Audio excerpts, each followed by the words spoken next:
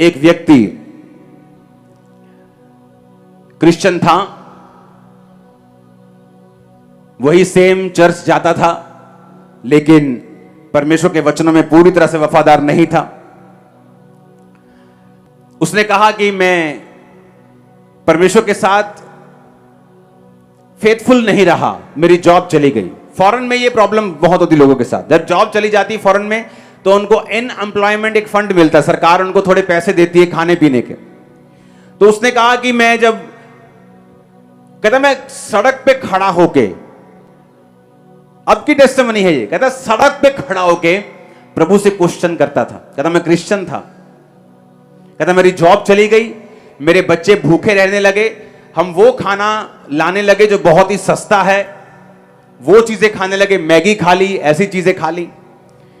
कहता इतनी मुश्किल हो गई, कहता सड़क पे चौंक पे खड़े होके मैं प्रभु से ऐसे हाथ करके पूछता था कि वाई लॉर्ड वाई, कि मेरे साथ ऐसा तू क्यों कर रहा है। कहता कोई जवाब नहीं आता था। कहता एक जगह मैं बैठा, मेरे पास छोटी बाइबल थी, मैंने पढ़ना शुरू किया, मलाकी के वचन को पढ़ा तो वहां लिखा था कि अगर तुम परमेश्वर को लूटोगे, तो जीसस ने कहा तुम मुझे लूटते हो, दशमांश में और उठाने की भेंटों में तुम पर भारी श्राप पड़ा है। उसको अपनी गलती समझ आई कि मैं क्रिश्चियन तो हूं, लेकिन अगर मैंने वचन पूरा नहीं किया तो मैं काहे का क्रिश्चियन हूं। कहता मैंने टाइथ देने का फैसला किया। पता किस में से? जॉब नहीं मिली अभी, अनएम्प्लॉयमेंट फंड जो थोड़े से पाउंड डॉलर मिलते हैं उसमें से टाइथ देने का फैसला किया। मान लो 400 पाउंड मिलता है महीने का या 600 डॉलर मिलते हैं, तो $60 देने का महीने का फैसला किया। कहता 1 महीना, 2 महीने, 3, 4, 5 लगातार मैं टाइथ देता गया। कहता फिर भी कुछ नहीं हुआ। कहता एक दिन मेरे को गुस्सा आ गया अपनी लाइफ की सिचुएशन देख के कि क्रिश्चियन हूं, वचन पूरा कर रहा हूं, अब तो टाइथ भी दे रहा हूं। कहता मैंने वचन बंद कर दिया, फिर मैंने टाइथ देना कहता बंद कर दिया। जब उसने फिर टाइथ देना बंद कर दिया तो चीजें फिर नहीं सुधरी, तो परमेश्वर उसको फिर वचन के बीच में लेके गया। अब क्रिश्चियन था तो बाइबल से दूर तो जा नहीं सकता था, तो परमेश्वर ने उसे बाइबल का लॉ समझाया कि बाइबल में जब एलिया ने उस विधवा को कहा कि वो थोड़ी सी रोटी मुझे दे, तो क्यों परमेश्वर ने ऐसा कहा। जब अलीशा ने कहा, जब एक औरत के ऊपर कर्जा था, कि तेरे घर में क्या है, उसने कहा थोड़ा सा तेल है, उसने कहा बहुत से बर्तन लाकर उस तेल को उंडेल देना। तो परमेश्वर ने उसे समझाया कि चाहे तेरे पास थोड़ा है टाइथ, लेकिन अगर तू नहीं बोएगा तो ये मेरा लॉ है कि अगर तू बोएगा नहीं, तू काटेगा नहीं, तू जितना मर्जी बड़ा प्रेयर वॉरियर है, तू जितना मर्जी बड़ा क्रिश्चियन है, जितनी मर्जी अच्छी प्रेयर आती है, टंग्स आती, गैर भाषा आती, लेकिन तू बरकत नहीं पा सकता। मुझे अपनी याद आ गई टेस्टिमनी सुन के, मैं भी ऐसे ही करता था, टाइथ के मामले में नहीं लेकिन हीलिंग के मामले में। प्रेयर करी जानी, फास्टिंग करी जानी, जब नहीं हील होना 2 साल 1.5 साल, फिर नाराज हो जाना प्रभु से, प्रार्थना करनी बंद कर देनी 2 दिन 3 दिन, फिर समझ आने की नहीं, शैतान और घेर लेगा और बुरी हालत हो जाएगी, अटैक होने शुरू हो जाने शैतान के, फिर वापस प्रेयर में आ जाना। तब मुझे समझ आ गई कि मुझे ऊंट फिर पहाड़ के नीचे आएगा, तो चुप करके लगे रहो, जब परमेश्वर ने हील करना वो कर देगा। कहता जब मैंने फिर फैसला किया कि मैं अब टाइथ दूंगा, मैं आपको बताता हूं रिजल्ट कब आता है। आप जानते बहुत से पास्टर्स जो हैं हीलिंग मिनिस्ट्री को कंटिन्यू नहीं कर पाते। क्यों? जब उन्हें लगता है कि पवित्र टाइम में, अच्छा ये पवित्र टाइम में चलता है, मैं भी चलूंगा, अच्छा रोजे रखता है, अच्छा 6 घंटे प्रे करता है, मैं भी करूंगा। जब वो लगातार करते हैं उन्हें रिजल्ट नहीं मिलता, डिस्करेज हो जाते, फिर वही पुराने कामों में चले जाते। उनको ये नहीं मालूम कि तुम्हें डेड होकर, क्या होकर?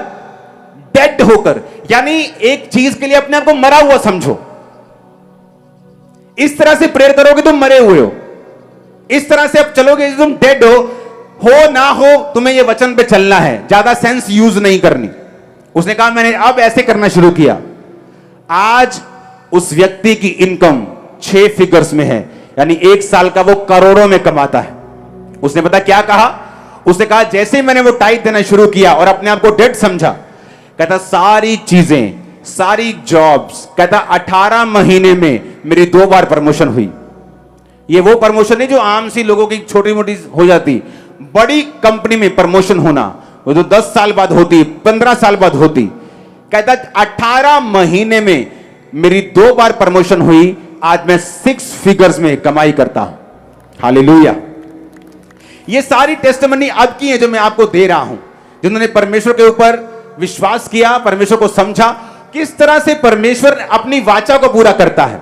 एक लड़की थी, उसे परमेश्वर की आत्मा ने गाइड किया कि तू डॉक्टर लाइन में जाएगी, नर्स लाइन में जाएगी, और वो चली गई। जब वो गई तो उस सेम क्रिश्चियन थी, लेकिन टाइथ वो भी पे नहीं करती थी। और जब उसने अपनी जॉब को कंप्लीट किया, उसके बाद उसे एक जॉब मिल गई, उसे पढ़ाई कंप्लीट करने के बाद। तो उसने कहा मेरे जो जॉब थी वो मेरे घर से बहुत दूर मुझे जाना पड़ता था, और तेल खर्चा करने के बाद, सारे एक्सपेंस करने के बाद मेरी कमाई इतनी कम थी। उसने भी सेम बात बोली कि मैं वो खाना ग्रोसरी से लेके आती थी जो जल्दी पकता हो और सस्ता पड़ता हो। कहती मैं नूडल्स खाती थी, रेडीमेड मैगीज खाती थी, मेरे पास खाने के लिए भी पैसे नहीं थे और मैं तंग थी। सेम वही बात उसको परमेश्वर के वचन का मालूम हुआ कि अगर हम परमेश्वर के वाचा को तोड़ेंगे तो हम कभी भी बरकत नहीं पा सकते। कितनी सुंदर बात है जो उसने कही। उसने कहा 90% अपनी कमाई का 10वां हिस्सा देके जो 90% है उसके साथ खुदा को रखना, ये बेटर है 100% बिना खुदा के।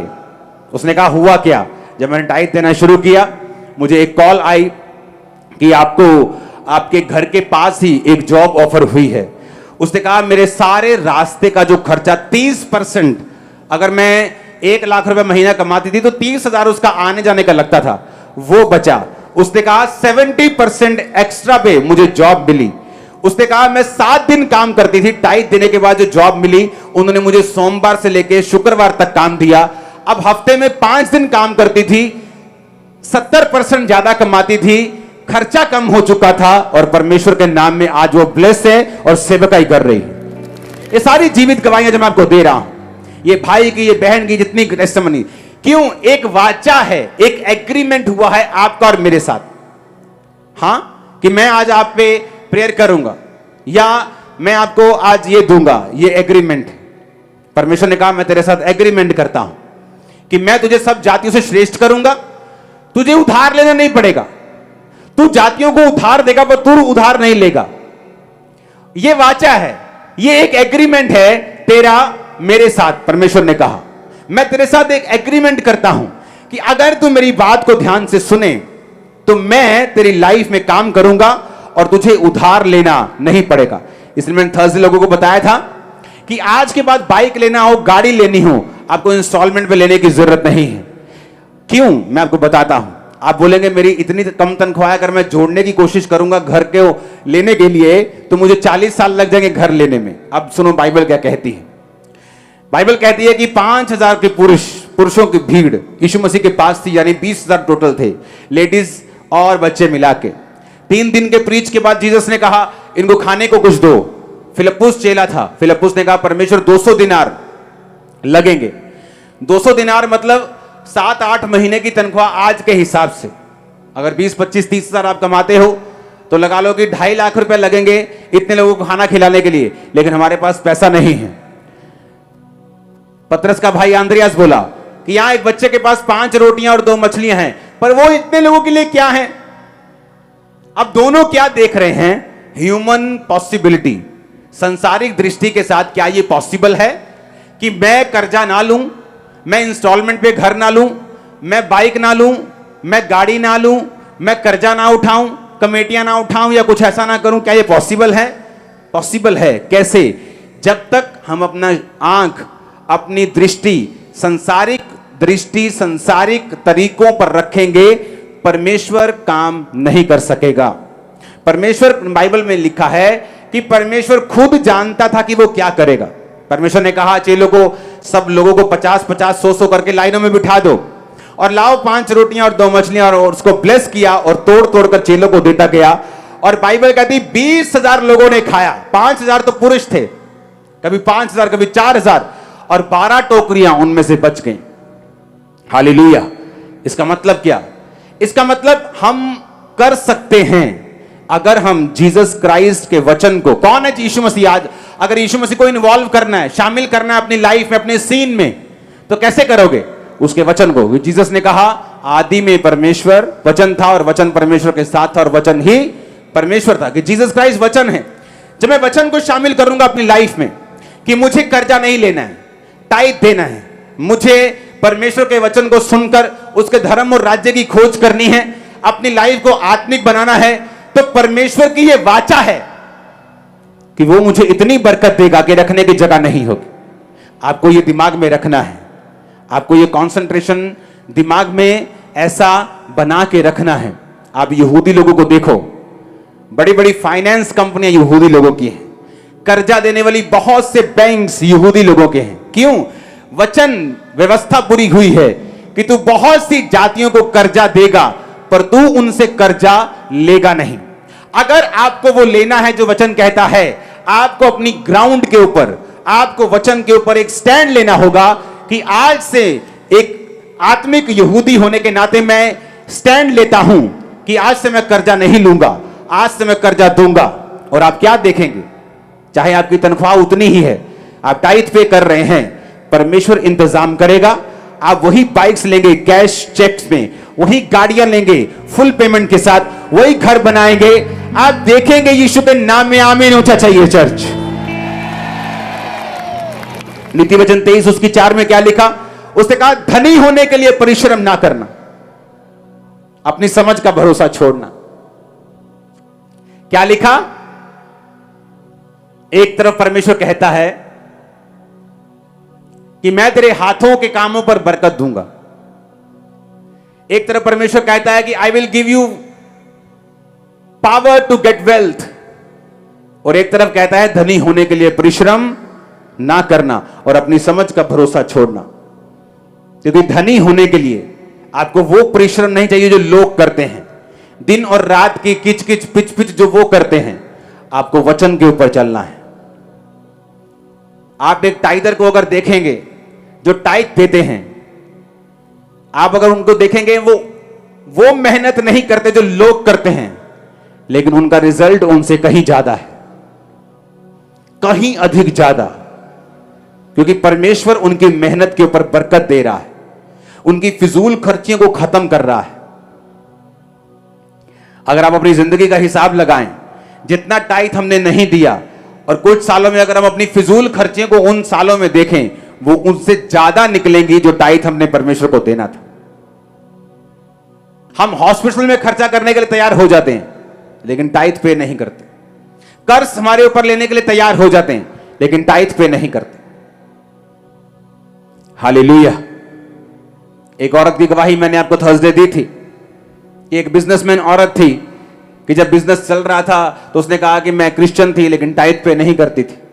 सब कुछ ठीक था, थोड़े बैंक से लोन था, सब कुछ अच्छा चल रहा था। अचानक एक रिसेशन आया, थोड़ा डामाडोल हुआ, बिजनेस कम हो गया, लोन बढ़ गया, बैंक का लोन बढ़ गया, थोड़ी सारा गड़बड़ हो गई, लेकिन फिर भी ठीक था। अपने फैमिली के साथ खाना पीना, कहती ये नहीं कि मैं टाइट नहीं देती थी तो मेरी इंस्टॉलमेंट नहीं जा रही थी, इंस्टॉलमेंट जा रही थी, बिजनेस में कमाई आ रही थी, पर कहती उस कमाई से इंस्टॉलमेंट देते देते मेरी पूरी जिंदगी बीत जाती, लेकिन वो लोन खत्म नहीं होता। अगर मैं 40 की हूं 70 की हो जाती तो भी वो लोन खत्म नहीं होता। वो इतना करोड़ों में लोन चला गया था। पर कहती सब वैसे सब ठीक था, लोन चल रहा था, इंस्टॉलमेंट चल रही थी, ऐसे नहीं कि मैं टाइट नहीं देती थी, कुछ ऐसे ही हाहाकार मच गई थी, लेकिन मुझे ये मालूम था कि मेरी लाइफ में कर्ज ऑपरेट कर रहा है, श्राप ऑपरेट कर रहा है। उसने कहा जब मैंने वचन को पढ़ा, वो वचन भी कैसे मालूम हुआ उसको, उसने बुक्स पढ़नी शुरू की मनी के ऊपर। तो नेचुरली जो वो बुक्स पढ़ने लगी मनी के ऊपर, तो वो उन ऑथर्स ने लिखी थी जो बाइबल पे विश्वास करते थे। और जब वो बुक्स पढ़ने लगी और बाइबल पे विश्वास करने वाले ऑथर्स की बुक्स पढ़ने लगी, तो उन्होंने मेंशन किया था कि ये लॉ है प्रकृति का कि किसान चाहे रोए चिल्लाए, दुखी हो जाए, मर जाए, आत्महत्या कर ले, बिना बीज के उसके फसल नहीं हो सकती। वो जाएगा, बीज बोएगा तो फसल होगी। बहुत से प्रेयर वॉरियर अब टूटे हुए क्यों होते फाइनेंशियली? उन्हें लगता है हम बहुत प्रेयर करते हैं, 8 घंटे प्रेयर करते हैं। कुछ पास्टर्स भी 6-6 घंटे प्रेयर करके फाइनेंशियली बरकत नहीं पाते। क्यों? क्योंकि प्रेयर करना आपकी बरकत फाइनेंशियली का कारण नहीं बन सकता, क्योंकि प्रेयर करना एक अलग मसला है, बीज बोना एक अलग मसला है। मेरी बात को ध्यान से समझना, यह एक लॉ है।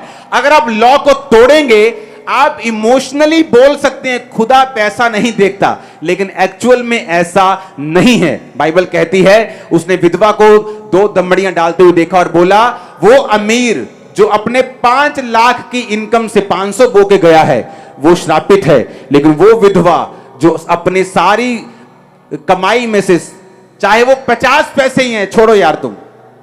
आज एक बंदा यहां चर्च में बैठा है जिसकी जेब में 10 रुपए है वो 10 ही डाल के जा रहा है, और एक बंदा जो लाख रुपए है उसकी जेब में वो 500 डाल के जा रहा है, वो 500 वाला ब्लेस नहीं, मैं आपको बता रहा हूं, सच कह रहा हूं। चाहे उसकी ऑफरिंग उससे 50 गुना ज्यादा है, परमेश्वर ऑफरिंग नहीं देख रहा, तुम्हारे पास क्या है और तुम कितना दे रहे हो, उस हिसाब से परमेश्वर देख। ये लॉ है, आप तोड़ेंगे आपकी मर्जी है। इसहाक आया, इसहाक कहता मेरे बेटे मैं तुझसे प्यार करता हूं एसाव, याकूब से ज्यादा, मैं तुझे कुछ देना चाहता हूं, आशीर्वाद।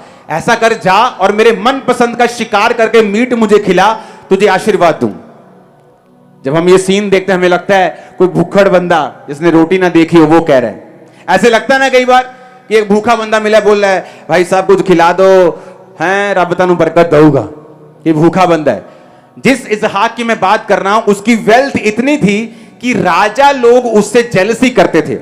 लोग जो राजे के करीब मंत्री होते थे वो राजा को सलाह देते थे कि भाई साहब आप इसहाक को अपने देश से निकाल दो, क्योंकि अच्छा नहीं है कि एक बंदा आपसे भी अमीर हो, एक बंदा गवर्नमेंट से भी अमीर हो, कल को पूरी सल्तनत पे कब्जा कर लेगा, इतना इन्फ्लुएंस वाला बंदा है, इसको निकाल दो। इसहाक इतना इन्फ्लुएंशियल, इतना ब्लेस्ड, इतना अमीर था, लेकिन जब बरकत देने की बारी आई अपने बेटे को तो क्या बोला, कुछ लेके आ, कुछ लेके आ। क्या चाहिए, शिकार का मीट लेके आ। हालेलुया।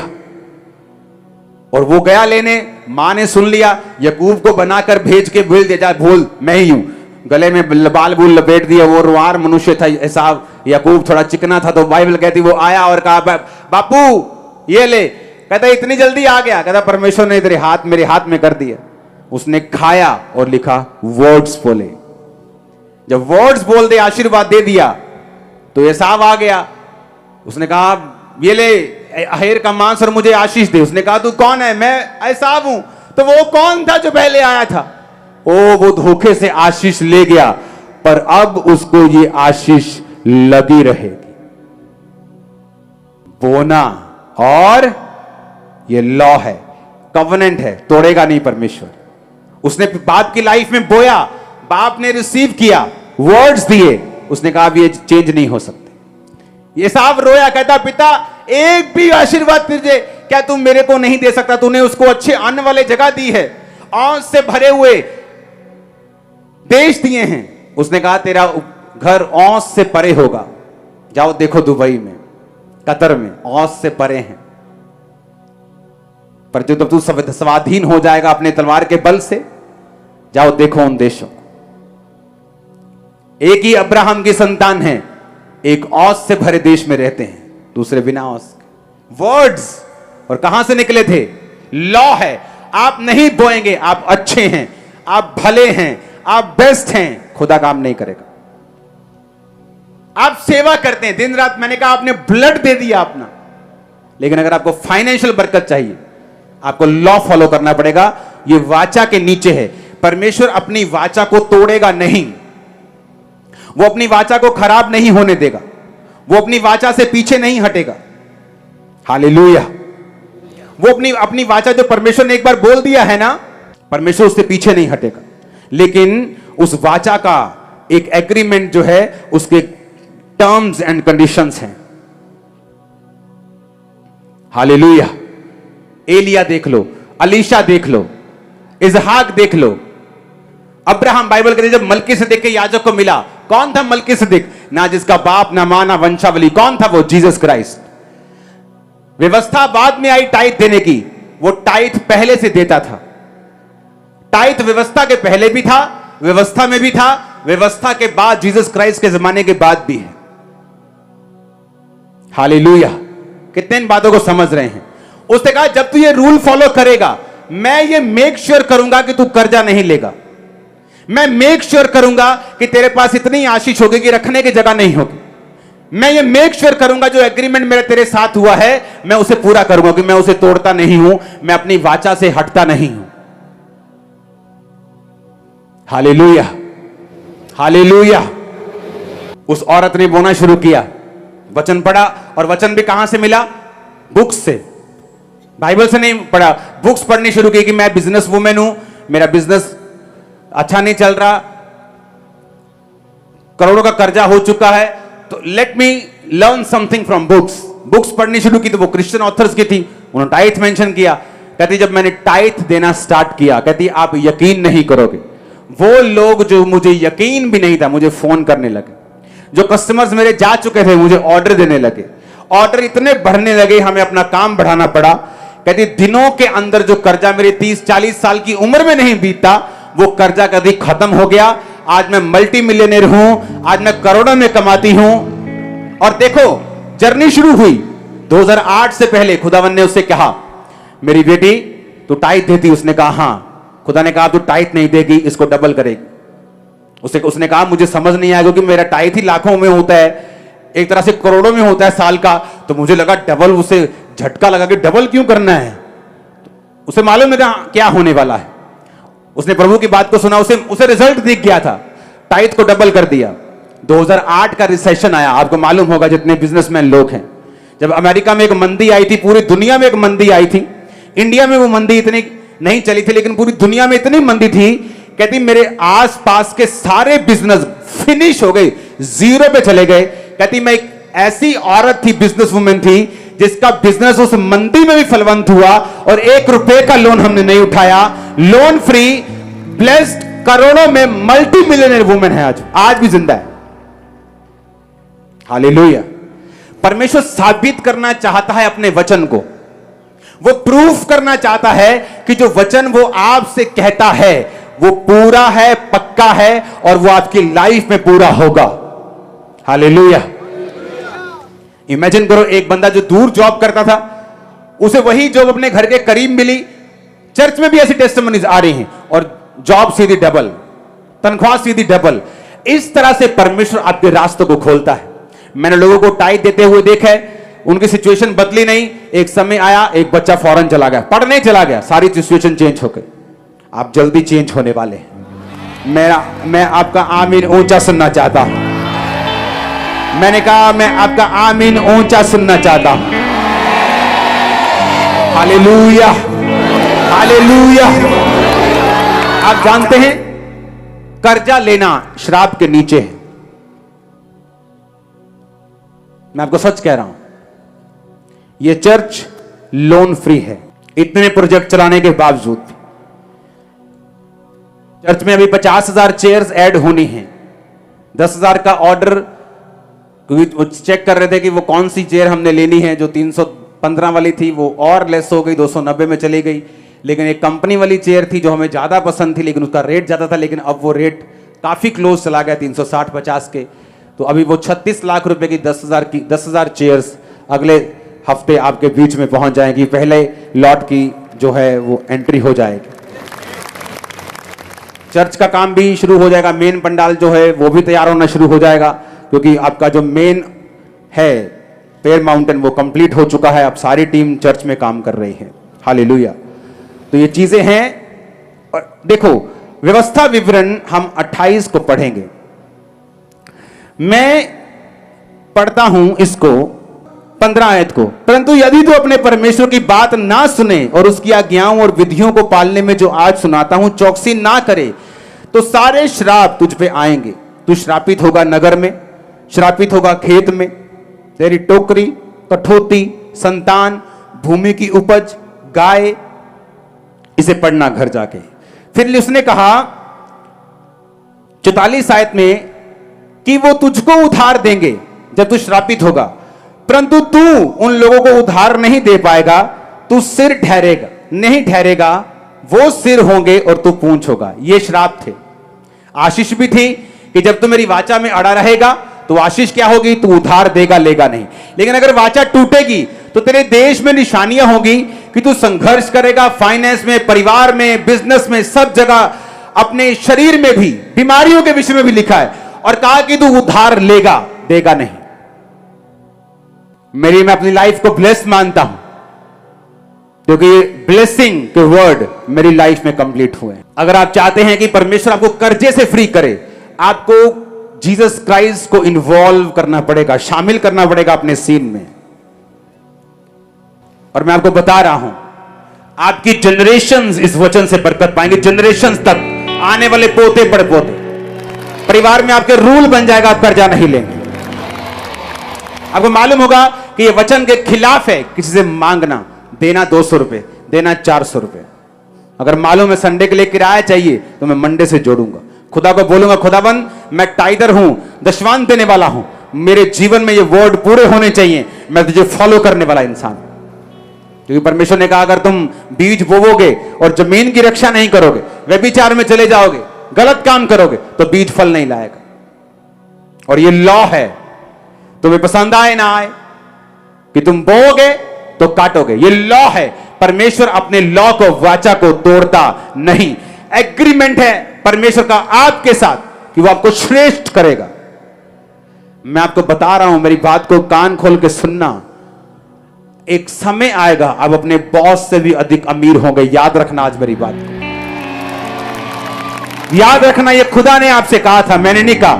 होली स्पिरिट आपसे बात कर रहा है, होली स्पिरिट आपसे बात कर रहा है, तुम अपने बॉस से भी अधिक अमीर होंगे फ्यूचर में। आप मेरी बात समझ रहे कि नहीं? आज से ऐसे क्रिश्चियन बनना, वचन पे खड़े रहना। खुदावंद आपको बरकत दे, आपकी हदों को बढ़ाए। अपनी हाथों को उठाओ, आंखों को बंद करो, घुटनों के बाहर आ जाओ। वो इस वचन को पूरा होने में आपकी लाइफ में ग्रेस को दे। आप इस पे चलें और सोगना फलों को लेके आए, अंधकार की शक्तियां चुराने ना पाए। आमीन। चाहिए बरकत आपकी है, मैंने कहा आमीन। चाहिए बरकत आपकी है।